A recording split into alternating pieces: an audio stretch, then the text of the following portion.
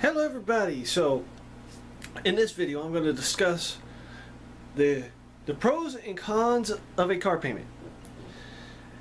Now, as I stated in the videos, my previous car was a 68 Mustang that I bought off a neighbor. Bought it clean and clear. Yes, the car needed some work. Alright, so in this case, pro, I didn't have payment. Con, I spent more money in parts than I ever wanted to. That's what happens when you buy a car that's been sitting for a long time. So, two pros is I could work on it myself, no problem, with the help of a family member. Con, I had to be at work at 10 in the morning one time and the car wouldn't start. So, you know, I had to replace stuff and all this stuff, and buying an older car so you don't have a car payment, there's both pros and cons. For me, the cons were worse, but the problem is I didn't have money to buy a new car at the time, or I was in a situation to where it was okay that was happening. So now, in that car I own, if you look at my videos, the watermark is the picture of that car, of that Mustang. So, and the problem is I had to sell it and I had to go get a newer car because I couldn't afford to keep doing it. Keep replacing parts, wondering if it's going to start or not. So I went into my local Chevrolet dealer and I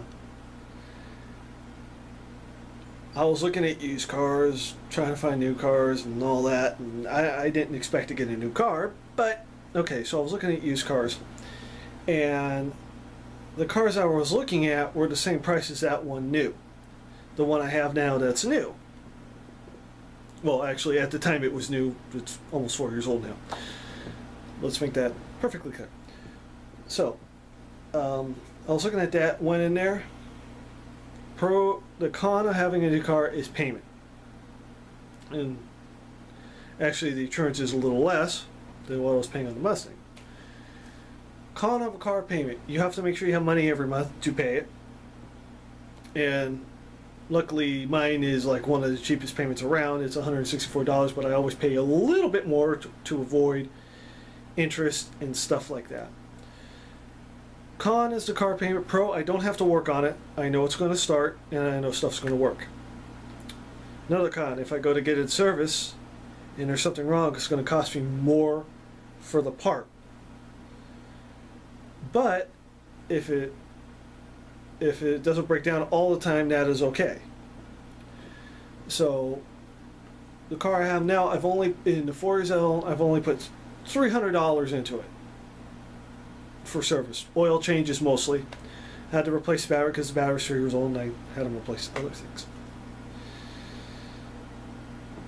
That's a pro. The con is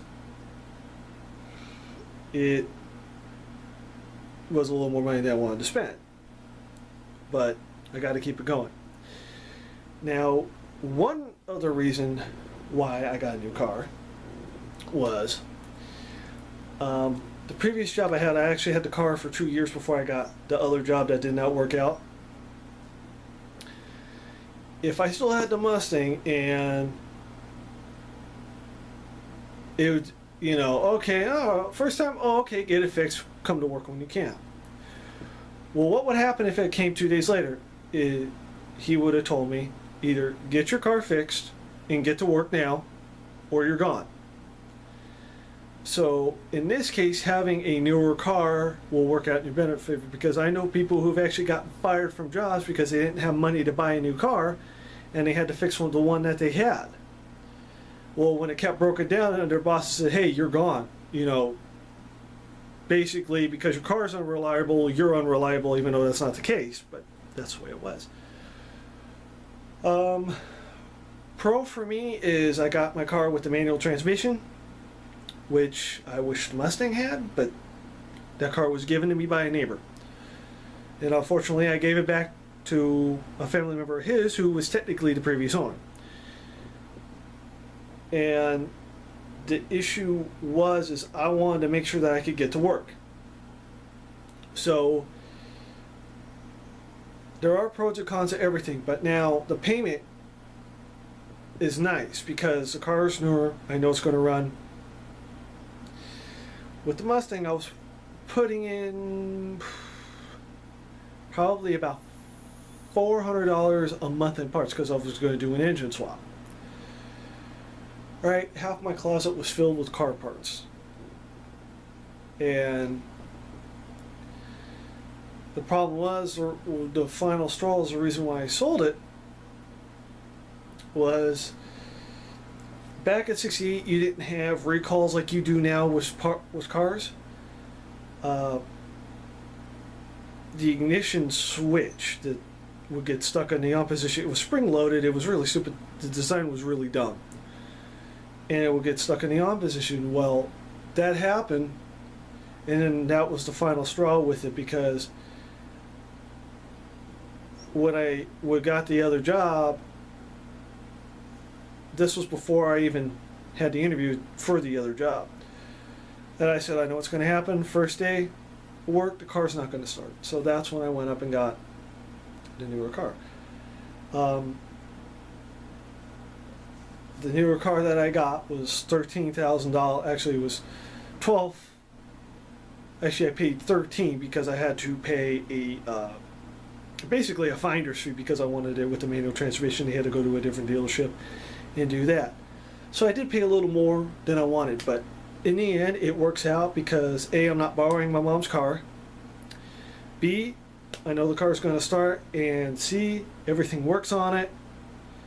The insurance is a little less. I have OnStar, so basically the money I'm saving from the insurance is going to that payment, but I would prefer to have that. So now I was lucky enough to, because of the income that I was making, I was only making $150 a week at the time when I got the car.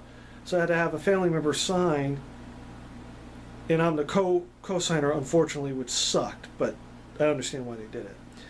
Now, if you don't have anybody to co-sign, let's say you have a used car, it's about to die, you can only afford used cars. So what I recommend doing is getting something, like let's say your car is 20 years old and it's going to die, I recommend getting something 8 to 9 years old, because most of the time you'll have the money to do it. Even if you have to make payments on a used car, it's better to make payments on a used car than keep the one that you're driving in and have a breakdown and you can't get to work and then you lose your job. So I worked with somebody who she could only afford used cars. She went through 3 of them, and it actually did, because she was having situations in her personal life, none of my business, but she was going through stuff, and eventually she was able to buy a new car and was able to get to work. So sometimes it's just easier to eat it and get a newer car than trying to fix the one up that you have. Now, the reason I say that is your car is a necessity for you to get your job. So it's better off to pay a little more for something, knowing that it'll get you to where you need to go, than try to fix the stuff you have, because sometimes trying to fix something you have is going to cost you more than going to get something new. So I tell people like this: you have an older car, you take it to a mechanic because there's a bunch of things wrong.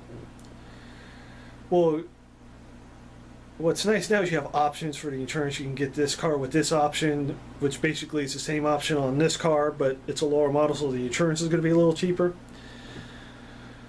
Alright, so you have this model car. There's a newer model. It's both baseline. Okay, you just don't care. You like baseline, easier to take care of. You bring it into a mechanic. Okay, it needs all this work. $2,000 more, you can buy a new car. Well, it used to be, it's like, okay, yes, it's $2,000, but how much more in insurance I'm going to pay? And you're going to go, oh. But sometimes, if it's anywhere from what I say, $2,500 to $3,000, I recommend going getting a new car, because you're going to spend that anyway. So since I have a GM vehicle, LS model. So you have an older LS model car. They still make it today. As I said, about $2,500 to $3,000. Put that into a new one. Yes, you're going to have to make payments. It might cost you $100 more in insurance. That $100 in insurance will be cheaper than getting it fixed every 6 months. So that's why I recommend do that. So a payment sometimes is good. So anyway, that is it for this video. Please comment, like, and subscribe.